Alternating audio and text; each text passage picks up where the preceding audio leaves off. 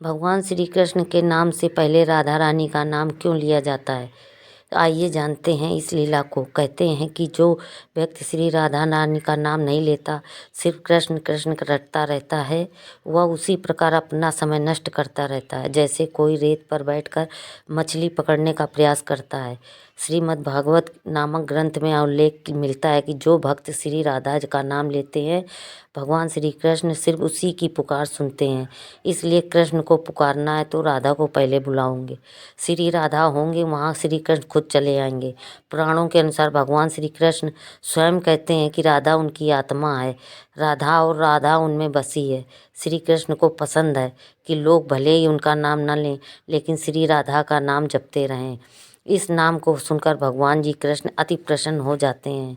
इस संदर्भ में कथा है, व्यास मुनि के पुत्र सुखदेव जी तोता बनकर श्री राधा के महल में रहने लगे।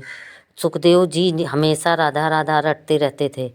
एक दिन श्री राधा ने सुखदेव जी से कहा कि अब से तुम सिर्फ कृष्ण कृष्ण नाम जपा करो। सुखदेव जी ऐसा ही करने लगे। इन्हें देखकर दूसरे तोता भी कृष्ण कृष्ण बोलने लगे। श्री राधा की सखी सहेलियां प्रसन्न नाम का असर होने लगा।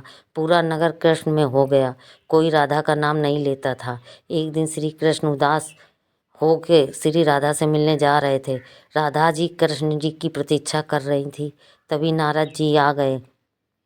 उनके उदास चेहरे को देखकर नारद जी ने पूछा कि हे प्रभु, आप उदास क्यों हैं? श्री कृष्ण कहने लगे, श्री राधा ने सभी को कृष्ण नाम रटना सिखा दिया है।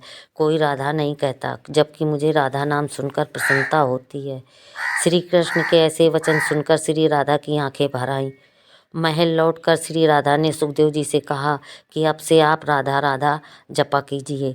उस समय से श्री राधा राधा नाम पहले आता है। फिर भी कृष्ण का क्यों, आपको पता? श्री कृष्ण भगवान के अपनी किन उंगलियों पर गोवर्धन पर्वत को उठाया था? जब भगवान श्री कृष्ण गोकुल वासियों को इंद्रदेव के प्रकोप से बचाने के लिए गोवर्धन पर्वत उठाने वाले थे, तो उन्होंने अपनी उंगलियों से पूछा कि वे किस पर्वत को उठाएं। सबसे पहले अंगूठा बोला, मैं नर हूँ, बाकी उंगल आऊ स्त्रियां हैं, अतः आप पर्वत मुझ पर ही उठाएं।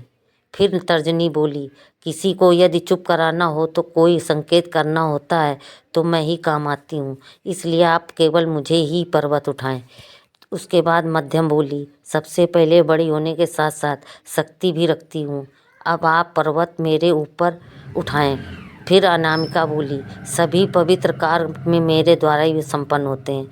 मंदिरों में देवी की देवताओं की पूजा में तिलक लगाती हूँ, अतः आप मुझ पर ही पर्वत उठाइए। अब भगवान ने सबसे छोटी उंगली कनिष्ठा और देखा तो उसके नेत्र बरस ही पड़े।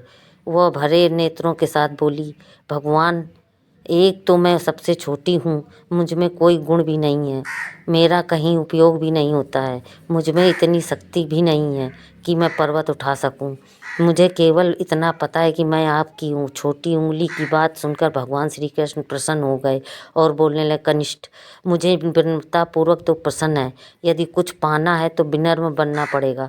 तब श्री कृष्ण ने छोटी उंगली को सम्मान देते हुए उसी पर गोवर्धन पर्वत उठाया।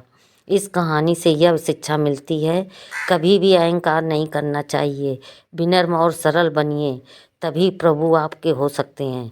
राधे राधे।